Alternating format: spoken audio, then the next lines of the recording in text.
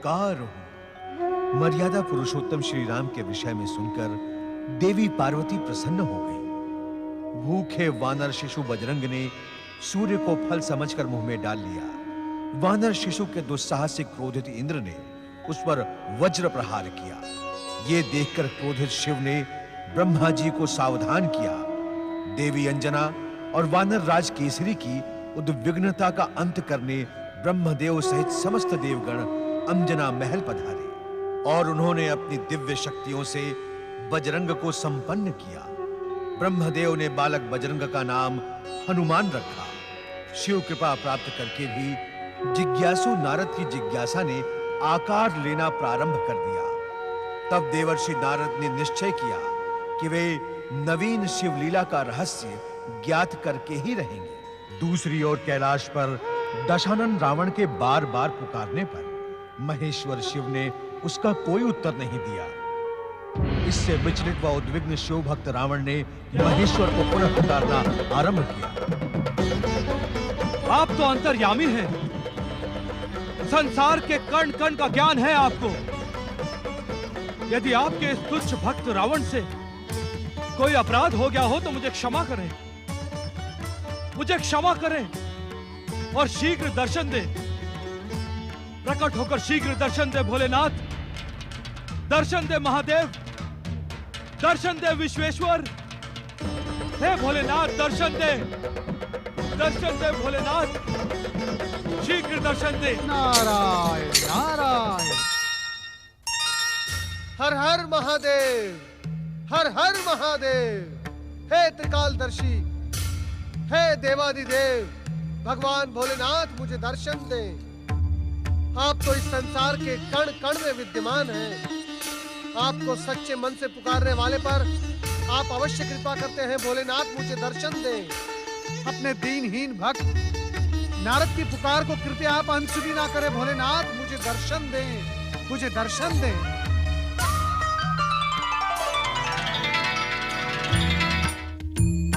नारद, ओम नमः शिवाय। मेरी करुण पुकार सुनकर आप मुझ पर कृपा करने प्रकट हुए हैं ना भोलेनाथ?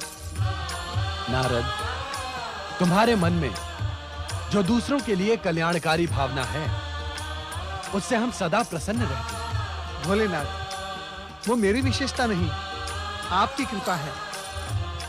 आप सदा मुझ पर कृपालु रहे हैं, किंतु निसंकोच कहो नारद। भोलेनाथ, क्या लंकेश्वर रावण की पुकार आप तक नहीं पहुंच रही है?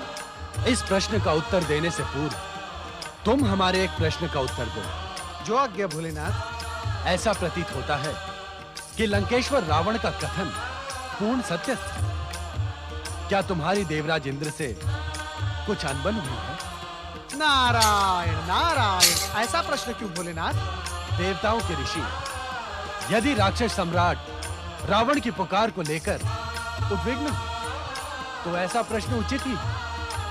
क्या तुम राक्षस राज रावण के प्रतिनिधि बनकर आए हो नारद? भोलेनाथ, मैं तो मात्र भक्त की पुकार भगवान तक पहुंचाने का प्रयत्न कर रहा हूं। तनिक धीरे बोले देवर्षि। यदि आपका स्वर देवराज इंद्र तक पहुंच गया तो आपका देवर्षि पद संकट में पड़ जाएगा। उन्हें वैसे भी आपकी निष्ठा पर संदेह बना रहता है। भोलेनाथ, क्या मुझसे कोई अपराध हो गया है जो आप मुझे इस प्रकार प्रताड़ित कर रहे हैं? अपराध नहीं नारद, तुम्हारे मन की भावना ज्ञात कर ही ऐसे शब्द निकल रहे हैं। अर्थात महेश्वर? अर्थात इस समय रावण की पुकार को लेकर उद्विग्न हुए तुम वास्तव में शिव लीला का रहस्य ज्ञात करने के इच्छुक हो। भोलेनाथ, भयभीत ना हो नारद। तुम्हें ज्ञात है कि शिव लीला विधि के विधान की धुरी पर स्वतः ही आगे बढ़ती है।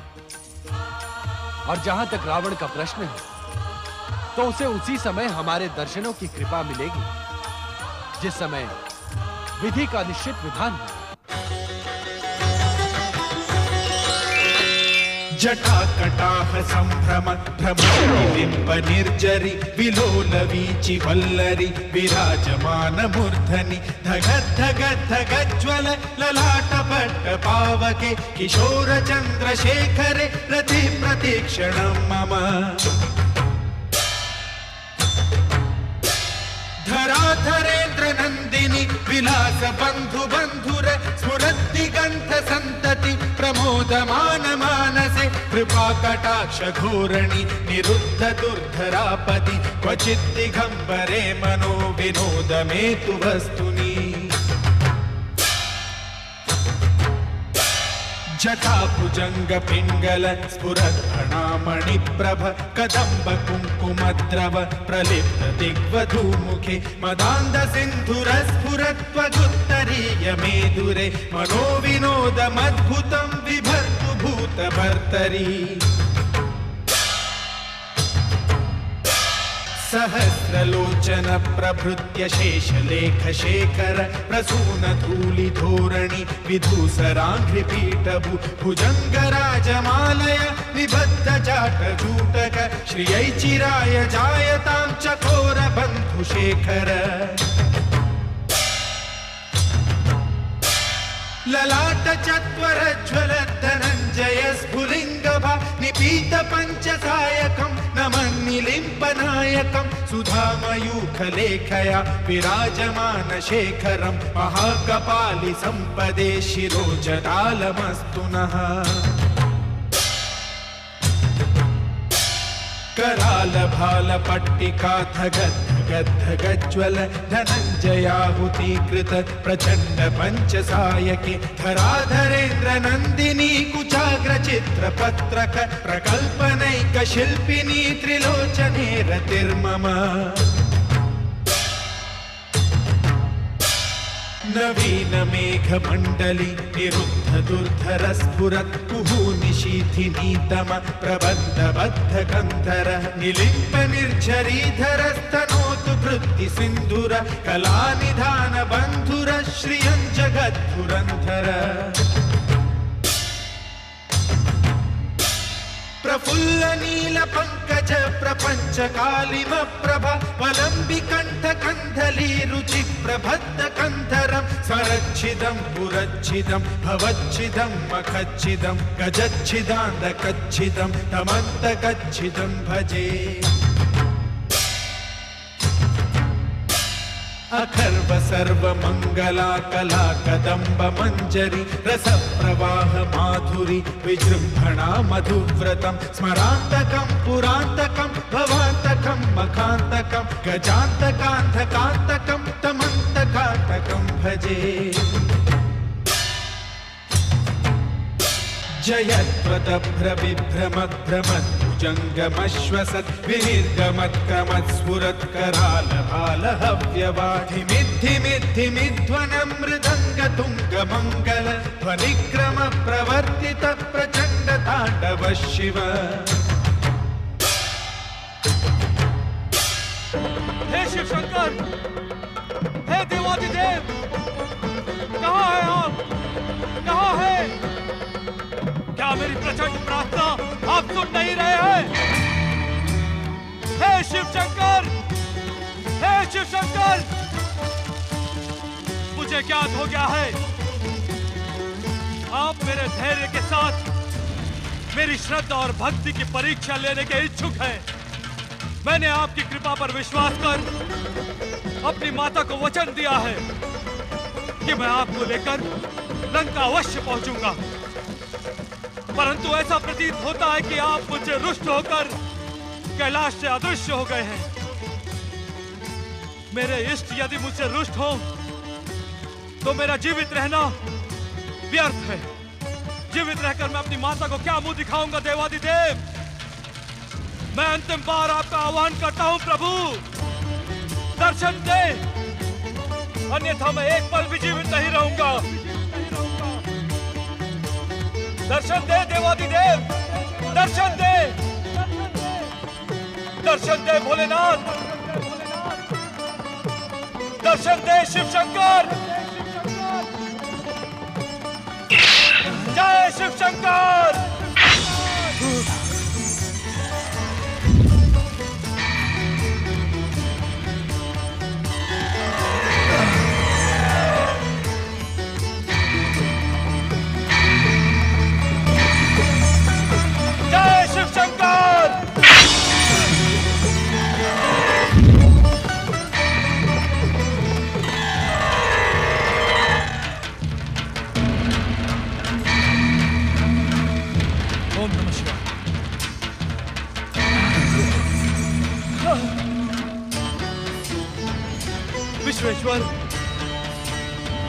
आज ब्रह्मा जी का वरदान ही मेरे लिए अभिशाप बन गया है।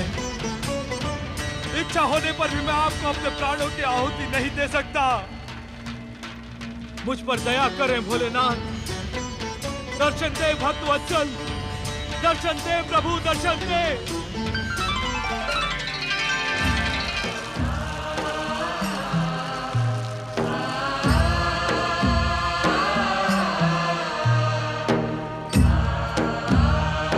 तुम अपनी परीक्षा में सफल हुए लंकेश्वर।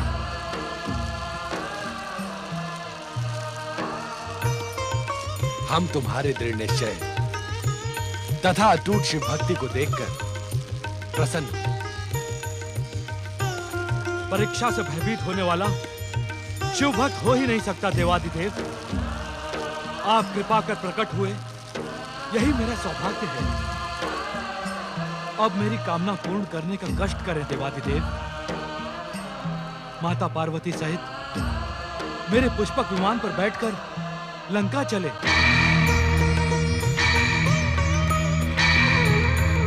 भोलेनाथ, आप मेरी प्रार्थना पर मौन क्यों हो गए? लंकेश्वर रावण, तुम्हारी माता केकसी हमें सदा सदा के लिए कैलाश से लंका बुलाने की इच्छुक है। तुम्हारी ये प्रार्थना हम स्वीकार करने में असमर्थ हैं। तुम अपना इच्छित कोई अन्य वरदान मांग लो। भोलेनाथ, मेरा निश्चय अटूट है।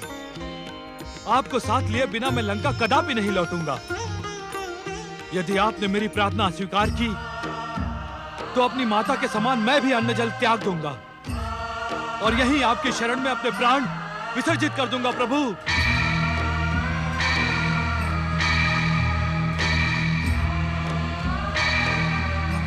नंदी भैया, अब क्या होगा? क्या प्रभु रावण के साथ चले जाएंगे? ध्यान रखो, जो कुछ भी होगा उसी में हम सबका कल्याण होगा।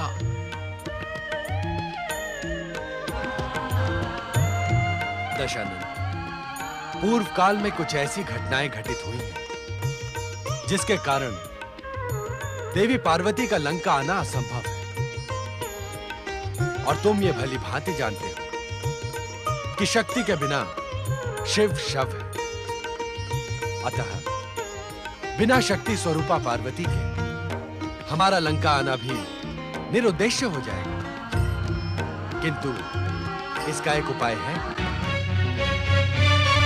यदि ये उपाय पूर्ण हो गया तो हम सबका सर्वनाश निश्चित है। इसे रोकना होगा। आप क्या कह रहे हैं देवराज? भगवान भोलेनाथ को रोकने का दुस्साहसपूर्ण विचार त्याग दें। इसी में हम सबका कल्याण है। अग्निदेव, मैं भगवान भोलेनाथ को शक्ति से नहीं, युक्ति से रोकने की बात कह रहा हूं। भोलेनाथ को शक्ति युक्ति किसी भी प्रकार से रोकना असंभव है देवराज। यदि देवर्षि नारद यहाँ पर होते तो निश्चित ही वो कोई ना कोई युक्ति निकाल देते। किंतु ऐसे अवसरों पर देवर्षि नारद ढूंढे से भी नहीं मिलते। मुझे तो उनकी देवताओं के प्रति निष्ठा पर ही संदेह है। कुछ समय धैर्य रखें देवराज।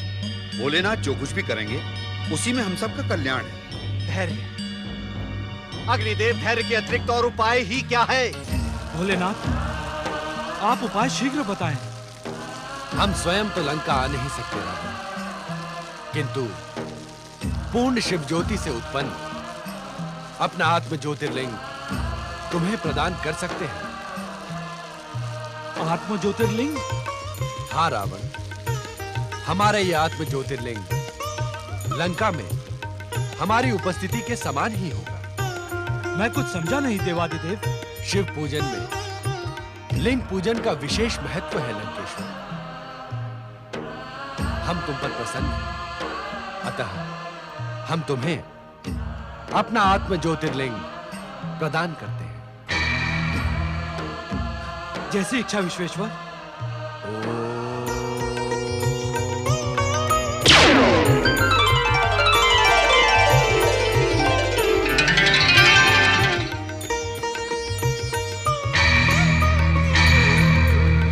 लो रावण, यह आत्मलिंग ग्रहण करके अपनी माता की कामना पूर्ण करो। ठहरो, ये वो आत्मलिंग है जिसकी पूजा युगों युगों से मैं स्वयं करती आई हूँ। इसे ग्रहण करने से पूर्व अपने हाथ तो स्वच्छ कर लो रावण।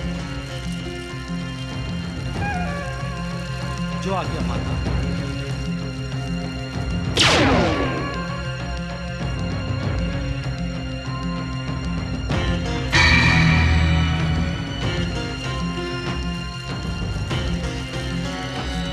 जय जय शिव शंकर। स्मरण रहे लंकेश्वर, लंका पहुंचने तक तुम हमारे आत्मलिंग को इसी प्रकार हाथों में प्रतिष्ठित किए रहना। यदि असावधानीवश हमारे आत्मलिंग का स्पर्श धरती से हो गया तो ये वहीं स्थापित हो जाएगा और कभी लंका नहीं पहुंच पाएगा। आप निश्चिंत रहें देवादिदेव, पुष्पक विमान पर बैठ मैं पवन गति से लंका जा पहुंचूंगा। आपकी कृपा को धरती से स्पर्श कराने का तो प्रश्न ही नहीं उठता।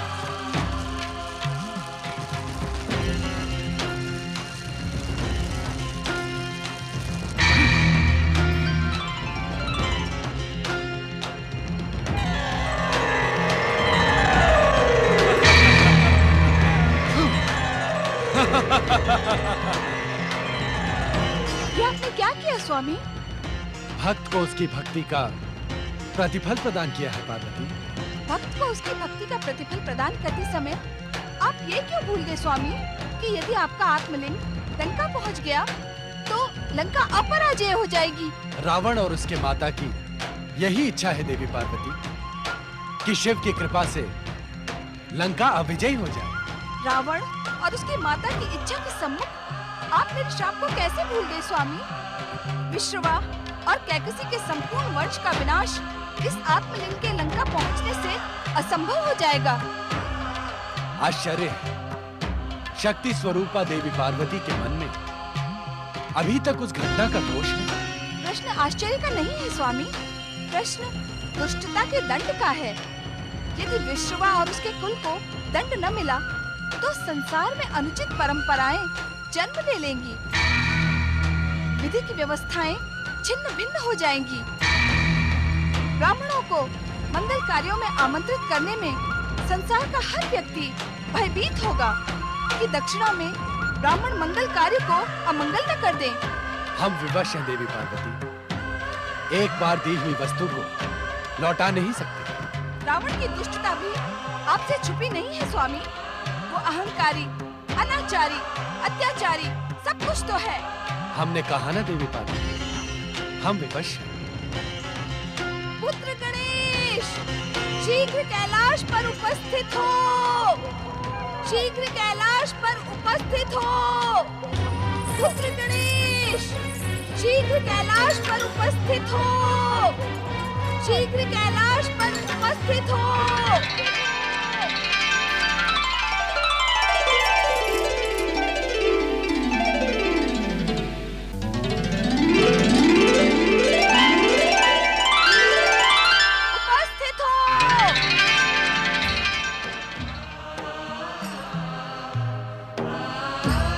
न करें माता, रावण के अमंगल के लिए केवल मंगल मूर्ति ही नहीं सारा संसार कार्यरत है।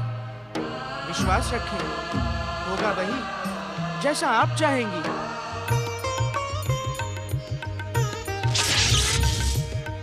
ऐसा प्रतीत होता है पुत्र गणेश कि रावण को आत्मलिंग प्रदान करने के कारण देवी पार्वती हमसे रुष्ट है। नहीं नहीं, आपसे नहीं पिताश्री, माता देवाधिदेव महादेव से रुष्ट हैं। अर्थात देवाधिदेव महादेव और मुझ में कोई अंतर है मंगल मूर्ति? अवश्य पिताश्री, रावण को आत्मलिंग प्रदान करते समय आपने देवाधिदेव महादेव का कर्तव्य निभाया।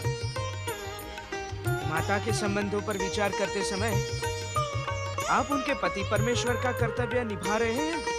अपनी बात को स्पष्ट कहो पुत्र गणेश। ये शिक्षा मैंने आप ही से प्राप्त की है पिताश्री। पद तथा दायित्व को प्राप्त करने वाली व्यक्ति के संबंध हर एक से भिन्न भिन्न होते हैं। रावण की अटूट शिव भक्ति को प्रतिफल प्रदान करना देवाधिदेव महादेव की विधि का विधान था। तथा इस समय माता की रुष्टता पर विचार करना एक पति की चिंता है। तुम्हारी बुद्धि की प्रखरता दिन प्रतिदिन तीव्र होती जा रही है पुत्र गणेश। नहीं, ये मेरी बुद्धि की प्रखरता नहीं है पिताश्री। ये तो आपके संस्कार तथा शिक्षा का परिणाम है। किंतु अभी भी मैं रहस्यमयी शिवलीला के रहस्य को पूर्ण रूप से जान ही नहीं पाता। शिवलीला तो पूर्ण स्पष्ट है पुत्र। भक्तों का कल्याण ही उसका एकमात्र उद्देश्य है।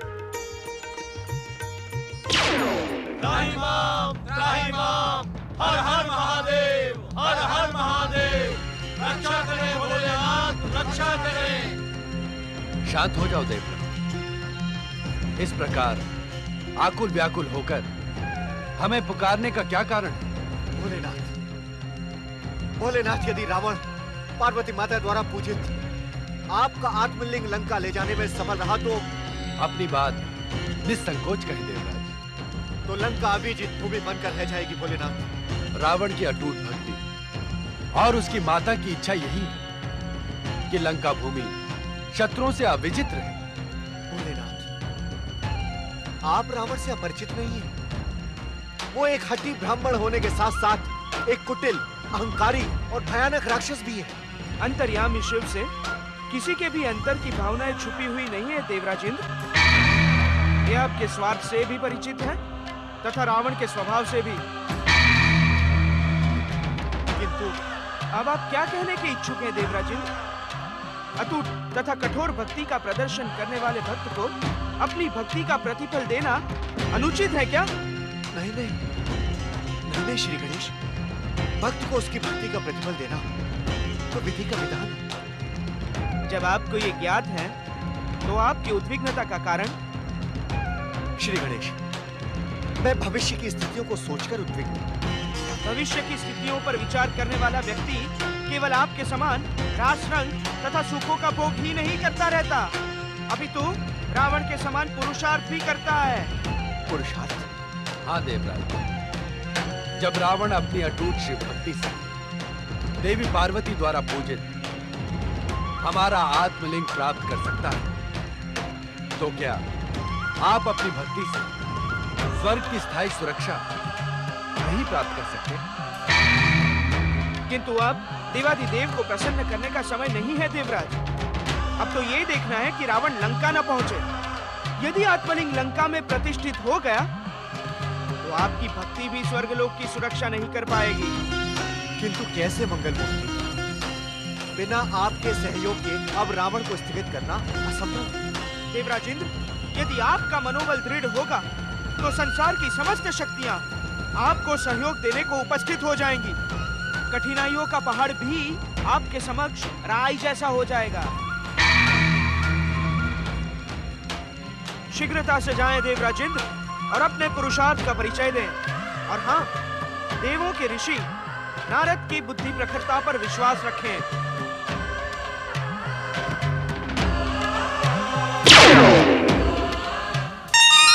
नारायण नारायण नारायण।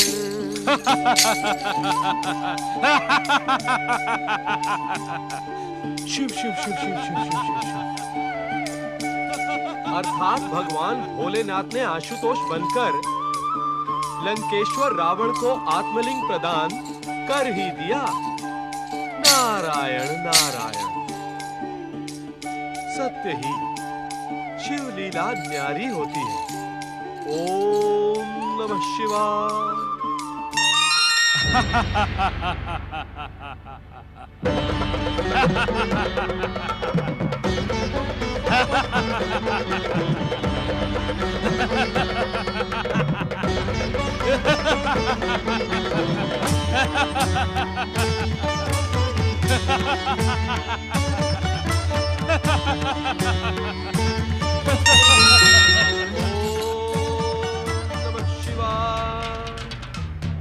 मैं आप ही के विषय में सोच रहा था देवर्षि नारद। आश्चर्य, घोर आश्चर्य।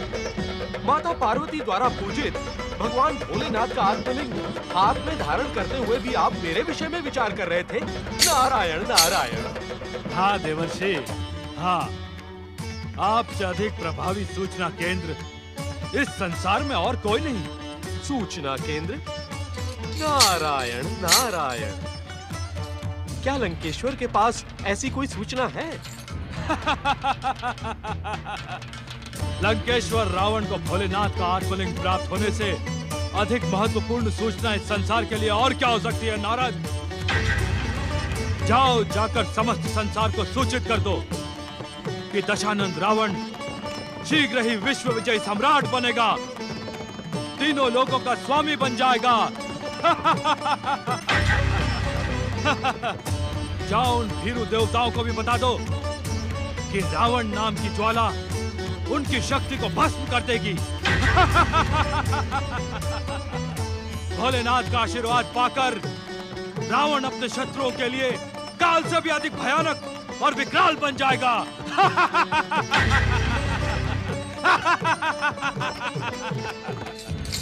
अर्थात केकसी का राक्षसी रक्त भगवान भोलेनाथ का आत्मलिंग प्राप्त करते ही अहंकार से उबलने लगा। नारायण नारायण। तुम मन ही मन क्या बड़बड़ा रहे हो नारद? कुछ नहीं, मैं तो आपकी मातृभक्ति की प्रशंसा कर रहा था कि माता केकसी की प्रतिज्ञा को आपने कितने शीघ्र पूर्ण कर दिया। हाँ। मुझे मूर्ख न समझो नारद, मैं तुम्हारी चतुराई से भली भांति परिचित हूँ। इस समय तुम्हारा मेरे समीप आने का उद्देश्य मेरा समय नष्ट करना है। नारायण नारायण, समय तो आपके साथ है लंकेश्वर। मुझे साथ की नहीं, दास की आवश्यकता है। अपनी महान अविजयी शक्ति से मैं संसार को अपने चरणों में झुका दूंगा। फिर वो समय हो अथवा काल, सबके सब मेरे दास होंगे। किंतु दशानंद, लंका तो अभी दूर है।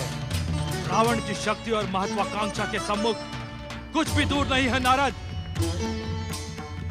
रावण को अपना लक्ष्य प्राप्त करना भली भांति ज्ञात है। मैं आपकी सफलता के लिए शुभकामनाएं प्रेषित करता हूं दशानंद, कि माता पार्वती द्वारा पूजित भगवान भोलेनाथ का आत्मलिंग सकुशल लंका पहुंच जाए। नारायण नारायण। क्या तुम्हें यह आत्मलिंग लंका तक पहुंचने में कोई संदेह है नारद?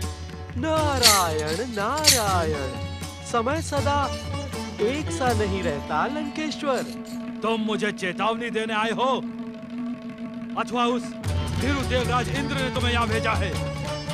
जाओ, उसे जाकर बता दो कि संध्या होने से पूर्व भोलेनाथ का आत्मलिंग लंका में होगा। संध्या से पूर्व? नारायण नारायण। तुम प्रसंगों में न उलझो नारद, अन्यथा परिणाम तुम्हारे हित में नहीं होगा।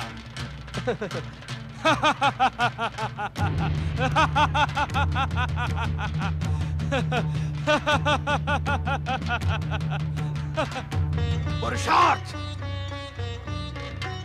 पुरुषार्थ, पुरुषार्थ, पुरुषार्थ, पुरुषार्थ। कौन सा पुरुषार्थ करूं मैं और कैसा पुरुषार्थ करूं? श्री गणेश ने तो इतनी सरलता से कह दिया, किंतु क्या रावण को रोकना इतना सरल है? मुझे तो ये स्वर्ग का सिंहासन डोलता हुआ दिख रहा है। संयम रखे देवराज। श्री गणेश ने देवर्षि नारद का बुद्धि प्रखरता का भी तो उल्लेख किया था।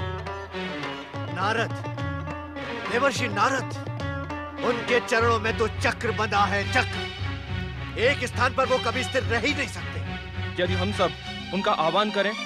क्या लाभ होगा अग्निदेव, क्या लाभ होगा? देवर्षि नारद अपनी इच्छा से जीवन व्यतीत करते हैं, उन्हें हमारी आवश्यकता की तनिक भी चिंता नहीं है। इससे तो अच्छा होता कि वे देवर्षि होते ही नहीं। ओम नमः शिवाय। नारायण नारायण। देवर्षि, देवर्षि रक्षा करें, देवर्षि हमारी रक्षा करें। आपके अतिरिक्त हमें अन्य किसी पर विश्वास नहीं। रावण से बचने में हमारा मार्गदर्शन करें। राजनीति व्यक्ति को कितने रंग सिखा देती है। नारायण नारायण। देवराजेंद्र, कुछ ही समय पूर्व आप नारद की आवश्यकता पर ही प्रश्न चिन्ह लगा रहे थे और अब देवर्षि, मुझे क्षमा करें, मुझे क्षमा करें देवर्षि। भयवश और उत्तेजना में मैंने जो कुछ भी कहा है उसे आप निराधार समझे। मुझे क्षमा करें देवर्षि, मुझे क्षमा करें। स्वर्गाधिपति देवराज इंद्र, आज आप इतने अधिक विवश। नारायण नारायण, इससे तो उचित यही होता कि आप लंकेश्वर रावण के शरणागत हो जाते। वे अवश्य आपको अपने अधीन कर सुरक्षा का आश्वासन देते। हमें और अधिक प्रताड़ित न करें देवर्षि। हम स्वयं रावण की शक्ति और उसके उत्कर्ष से भयभीत हैं। भयभीत होने के स्थान पर यदि आप अपने पुरुषार्थ का प्रदर्शन करते तो आपको मुझ जैसे अस्थिर व्यक्ति की क्षमा याचना करने की आवश्यकता ही नहीं पड़ती। नारायण नारायण। क्या पुरुषार्थ करूं देवर्षि, क्या पुरुषार्थ करूं? आपके परामर्श के बिना देवता पूर्ण है। हमारी रक्षा करें देवर्षि, हमारी रक्षा करें। उठे देवताओं, कृपया आप उठे। स्वयं के पुरुषार्थ पर विश्वास रखें। यदि आप सब एक साथ उठ गए तो एक क्या अनेक रावण परास्त हो सकते हैं। नारायण नारायण। नहीं देवर्षि नहीं, जब तक आप हमें रावण के मार्ग को रोकने का उपाय नहीं बताते, हम आपके चरणों से नहीं उठेंगे। यदि आपको चरण ही पकड़ने हैं तो आप त्रिदेव के चरण पकड़े। मैं तो त्रिदेव का मात्र दास हूँ, परंतु रावण को रोकने की युक्ति मेरे पास है।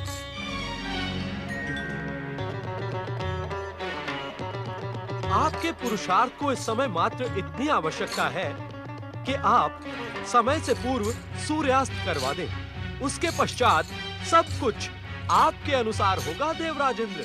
नारायण नारायण। सूर्यास्त, सूर्यास्त से क्या होगा देवर्षि? नारायण नारायण। अपने स्वभाव के अनुसार तर्क में कुतर्क न ढूंढे देवराज इंद्र।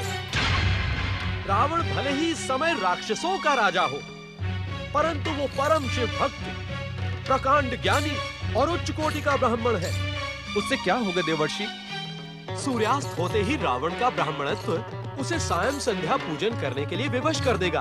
तब रावण को अपनी लंका यात्रा रोकनी होगी और भगवान भोलेनाथ का आत्मलिंग कहीं और रखना होगा। नारायण नारायण। देवराज, भोलेनाथ ने स्वयं रावण को सचेत किया था कि लंका तक आत्मलिंग का स्पर्श भूमि से ना हो। सूर्यदेव को आदेश देकर सूर्यास्त तो मैं एक क्षण में करवा दूंगा देवर्षि। ये उतना सहज नहीं है देवराज, किंतु आप प्रयास अवश्य करके देखें। यदि सूर्यदेव आपकी बात मान जाएं, तो फिर आपका शुभ ही शुभ है देवराज। नारायण नारायण। दीन दयाल दिवाकर देवा, कर मुनि मनुज सुरासुर सेवा। हिम तम करके हरि कर माली, दहन दोष दुख दुरित रुणाली। रक्षा करें, रक्षा करें सूर्यदेव। त्राहिमाम, त्राहिमाम। रक्षा करें सूर्यदेव, हमारी रक्षा करें। असंभव देवराज इंद्र, असंभव। आपने ये कैसे सोच लिया कि कर्तव्य पथ से भ्रमित होकर सूर्य आपके राजनीतिक षड्यंत्र में सम्मिलित होगा? हे माता आदित्य के तेजस्वी पुत्र आदित्य, यदि आप इस समय अस्त नहीं हुए तो इस संसार का और देवताओं का सूर्य सदा सदा के लिए अस्त हो जाएगा। नहीं देवराज, जब तक इस संसार को भोलेनाथ की कृपा प्राप्त है, तब तक इस संसार का सूर्य अस्त नहीं होगा देवराज। सूर्यदेव, क्या आपको देवताओं की तनिक भी चिंता नहीं? जिस कर्तव्य की शिक्षा मुझे देवाधिदेव महादेव से प्राप्त हुई है, उसके सम्मुख मैं किसी व्यक्तिगत चिंता से चिंतित नहीं हो सकता देवराज। ये समस्त संसार तो भोलेनाथ की लीला मात्र है, और मेरे लिए समस्त संसार के सुर, असुर, मनुष्य और जीव जंतुओं में कोई अंतर नहीं।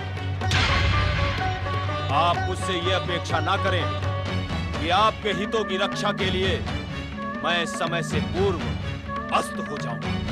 सूर्यदेव, आप स्वयं देवता हैं?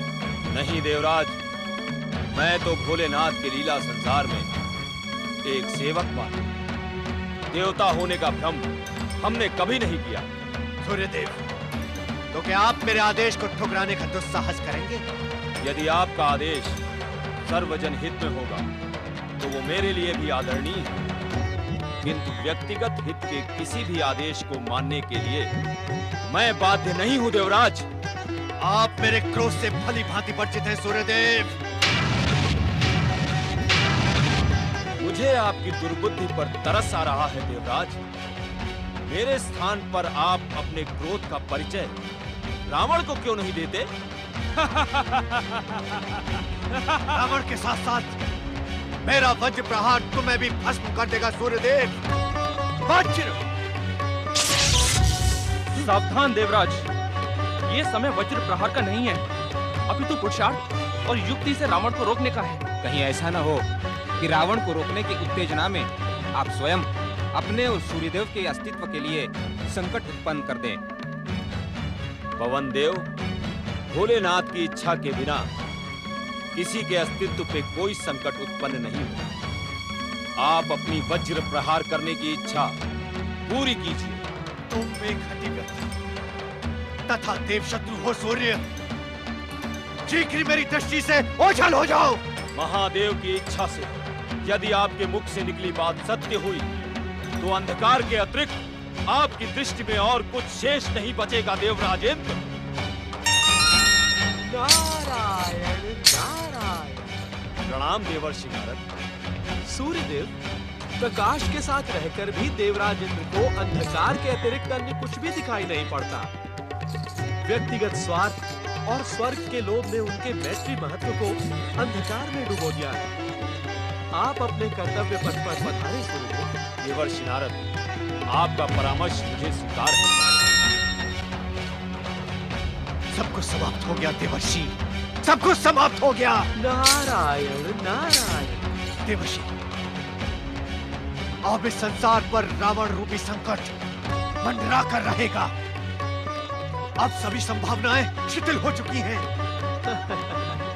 सूर्यदेव पर वज्र प्रहार का दम भरने वाले देवराजेंद्र, आपकी समस्त संभावनाएं इतनी शीघ्र शिथिल हो गई। नारायण नारायण। आप निराश न हो। जगत पालक श्री हरि विष्णु ने आपको कभी निराश नहीं किया है। किंतु परंतु का विचार छोड़ दे देवराजेंद्र।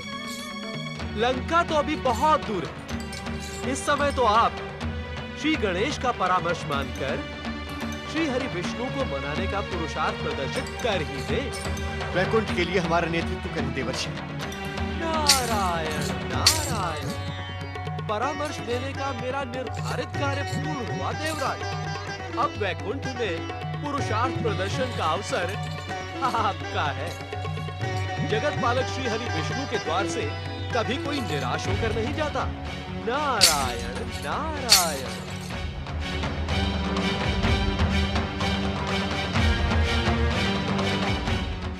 ओम नमः शिवाय। ओम नमः शिवाय। ओम नमः शिवाय।